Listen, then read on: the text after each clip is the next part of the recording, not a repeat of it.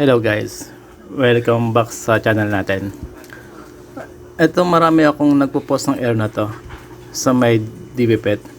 Itong unable to retrieve data after nila mag-buy ng egg. Susubukan natin i-fix tong solution, i-fix natin tong issue na to. Ngayon ko lang gagawin to, baka sakaling matsambahan natin. Ang gawin natin, ito, open tayo ng new tab, close natin ito, clear tayo ng cache muna, clear cache natin,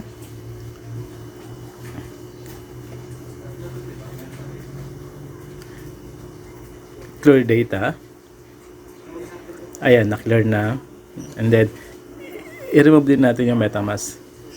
Make sure lang na before nyo i-remove, meron kayong backup ng phrase. Ito yung para ma-load nyo yung wallet nyo.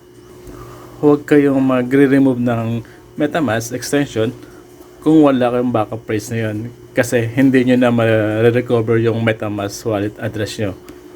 Sayang, baka may laman pa. Click natin ng wallet extension, remove natin siya. Remove. Ayan. Ulitin rin natin, i-refresh lang ulit natin. Clear tayo ng data, isa pang clear. Clear browsing data. Ayan, clear natin. Wala na siya. Ngayon subukan natin pumunta sa subukan natin i-open yung mydefipet. Uulitin natin yung process kung paano i-install. Meron tayong video nun, pero uulitin natin ngayon para ma-reinstall uli yung metamask. Ayan, click natin tong connect. Mag-add ulit ng metamask extension. Add to Chrome. Add extension. Download siya. And then checking. Install niya.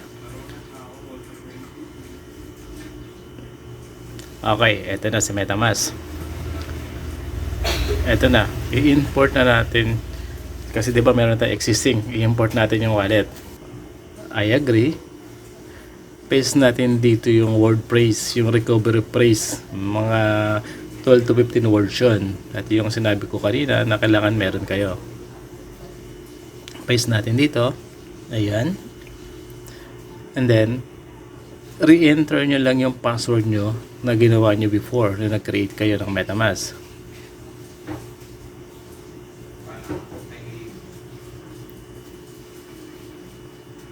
Check nyo lang yan. Check nyo lang yan. Then import. All done. Close na lang natin yan.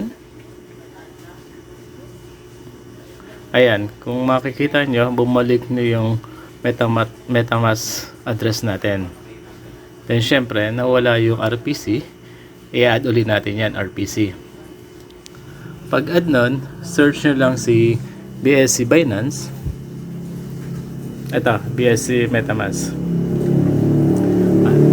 Ayan, dito tayo kay Binance website. Ito siya. Smart chain. Copy natin.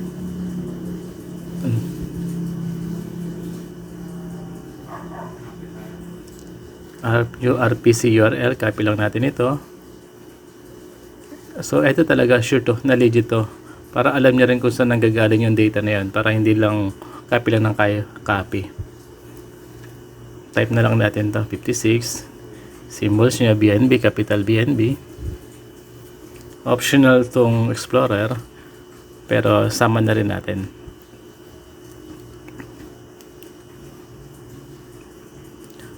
Then save. Click save. Ayan. Ito na siya.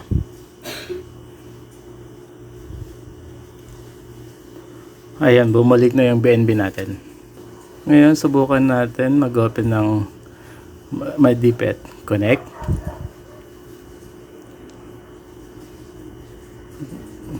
I-refresh lang natin. Close na natin itong ibang tab. Connect ulit natin. Ayan, lumabas na si metamask. connecting na siya kay MetaMask. Click next natin, connect. Ayan, tignan natin kung mag-error pa o mawawala na yung error.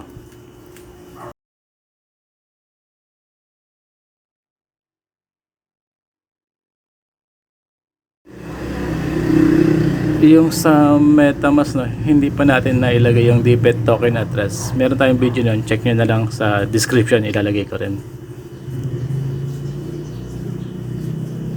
Ayun guys, success tayo. Yun pala ang solution dun. Kailangan nyo lang i-reinstall from the start. Reinstall nyo lang. Tingnan natin yung binili natin na egg. Ayun, may pet na tayo isa. Ito yung binili natin. So balikan natin later. So yun na muna guys. Thanks for watching. Thank you. Bye bye.